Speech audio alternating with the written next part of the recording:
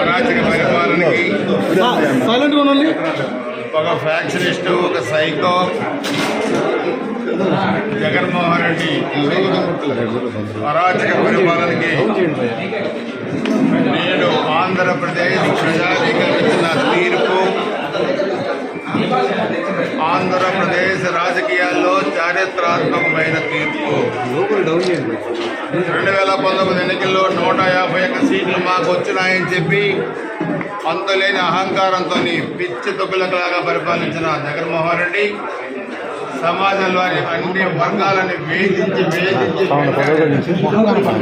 దాంట్లో మొట్టమొదట ఏ ఉద్యోగస్తులు అయితే 2019లో సపోర్ట్ చేశారో ఆ ఉద్యోగస్తులపై వేటు వేశాడు. ప్రతి ఒక్క సామాజిక వర్గాన్ని ఇబ్బంది పెట్టాడు. ప్రతి ఒక్క పౌరుడు కూడా ఈ ప్రభుత్వంలో ఇబ్బంది పడ్డాడు.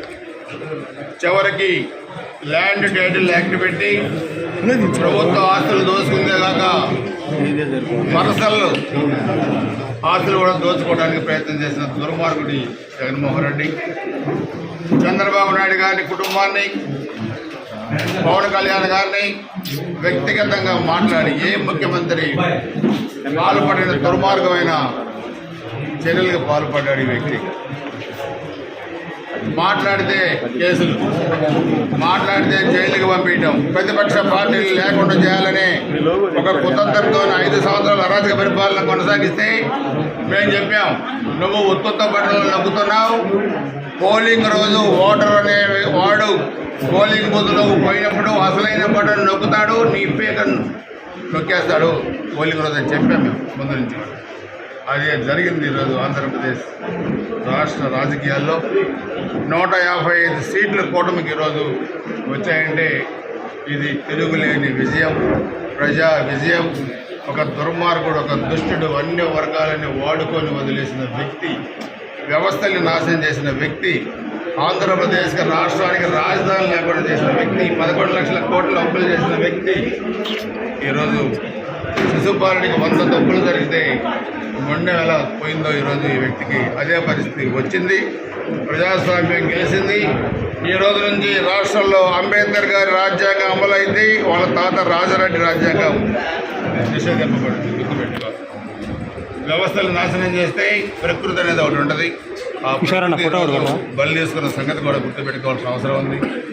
ఈరోజు చంద్రబాబు నాయుడు గారు, పవన్ కళ్యాణ్ గారు ఈ అరాచక ప్రభుత్వాన్ని దించడానికి చేతులు కలిపి ఈరోజు విజయం సాధించారు. 14 సంవత్సరాలు ముఖ్యమంత్రిగా పనిచేసి జాతీయ రాజకీయాల్లో కీలక భూమి పోషించిన చంద్రబాబు నాయుడు గారు తప్పు లేకుండా, కనీసం విట్నెస్ కూడా సాక్ష్యం లేకుండా 53 రోజులు జైల్లో పెట్టడం జరిగింది. దానికి ఈరోజు ప్రతిఫలం అనుభవించాడు జగన్మోహన్ రెడ్డి అని చెప్పుకొని స్పష్టంగా తెలియజేస్తా ఉన్నాం.